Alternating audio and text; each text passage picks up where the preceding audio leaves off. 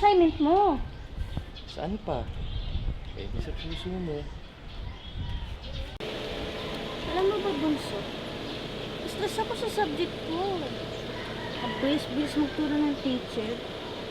Di ako makaget over dahil. Dahil nakatingin naman sa'yo yung crush mo, no? Hindi ah! Sino naman nagsabi sa'yo na may crush ako? Studies first kaya ako. Ate, kahit hindi mo sa akin naaminin. Well, okay, galawan ba? Hoy, bumalik ka dito!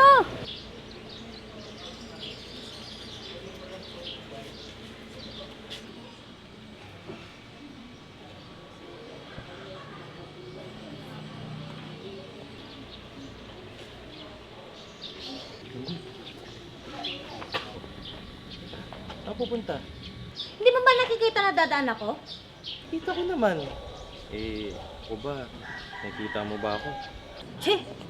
Ano mo to? Cindy! Sandali lang. Ginagawa ba ako sa'yo masama? Ano mo yung sarili ko? Mukha ba akong sangga, no? Ano ba kasi kailangan mo? Bilisan mo nga at hahanapin ako ng nanay ko. Alam mo, naiiyakan ako sabihin pero gusto ko sana magpatulong sa assignment ko eh. Medyo hirap na hirap kasi ako.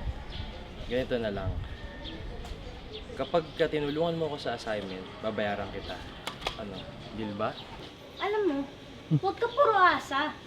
Kilos-kilos din pag may time. Kung saan napunta yung utak mo at hirap na hirap ka sa assignment mo? Saan pa? Eh, di sa puso mo. Hoy, lalaki. Bata pa ako at hindi ako magkakagusto sa'yo. Sige na. Punta ka na lang mamaya sa bahay. Basta bayaran mo ako. Ang problema. So, paano? Close deal?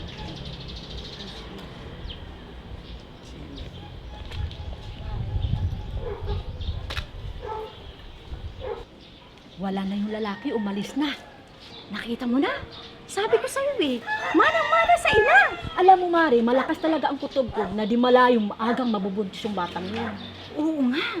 Di ba nga, yung bunso kong anak ni Linda, iba-iba rin ang tatay. Aling Belen niyo sila! Ay, nasunog pa yung palakang kinain ni Kuan. Ang pa ba talagang bata ka? Ginugulat mo ako.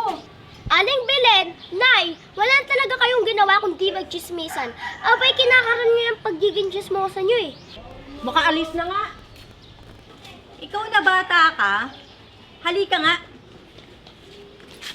Ang bata-bata mo pa, ang galing-galing mo na sumagot. Aray, Nay, Ang galing-galing mo.